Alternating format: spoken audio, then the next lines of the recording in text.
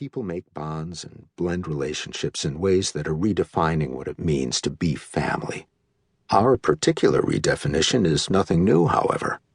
Polygamy is the most widespread family structure in the world, permissible in more cultures historically than any other. In choosing plural marriage, we've found purpose that goes beyond ourselves, sometimes in ways we never could have imagined as we built a family based on the most traditional of values: faith, love, loyalty, and unconditional acceptance. The Dargers. Introduction. A matter of principle. Nothing in life is to be feared. It is only to be understood. Marie Curie. Joe. The house was quiet, the younger children finally in bed, as I made my way to the family room and turned on the television.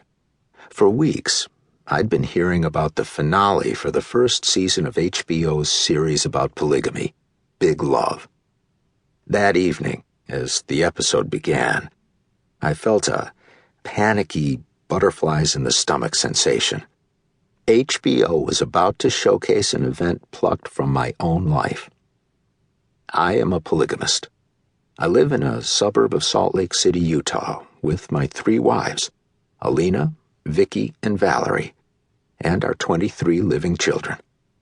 I own a business, coach Little League sports teams, and am heavily involved with my extended family. But I bet you're stuck on that first sentence. Yes, I am a polygamist. I am what some refer to as a Joseph Smith Mormon. In other words, I'm part of the religious movement known as Mormonism, but I do not belong to any church or follow any leader. Some people erroneously refer to me as a polygamist, the same way someone else might be called a Catholic or a Buddhist. But there is much more to my beliefs than the way I've chosen to structure my family. Many people are surprised when they meet us and learn we're polygamists.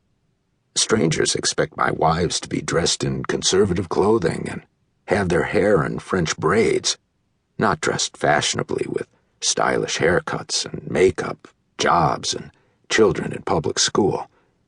The fact is, a majority of polygamous families are just as mainstream as we are.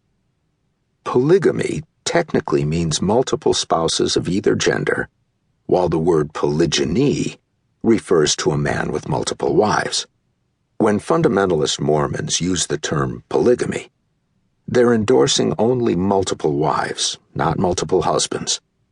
At the end of this audio program, we include a brief overview of the different types of fundamentalist Mormons. Alina, Vicki, and I have been married more than 21 years. Valerie joined the family 11 years ago, bringing 5 children from her first marriage. Our lives revolve around our fundamentalist Mormon faith and our children. And we do have a bunch of them.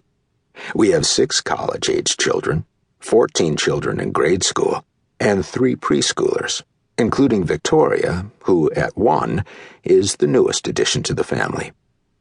We sometimes need a dolly to hold the groceries during weekly shopping trips to Costco. Sunday brunches are huge affairs that typically involve 5 dozen eggs, gallons of milk and juice, and too many waffles to count.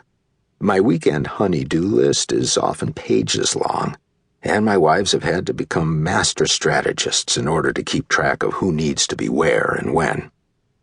My family may be bigger than most, and my relationships more complex. I have to admit I sometimes have trouble tracking whose turn it is for date night.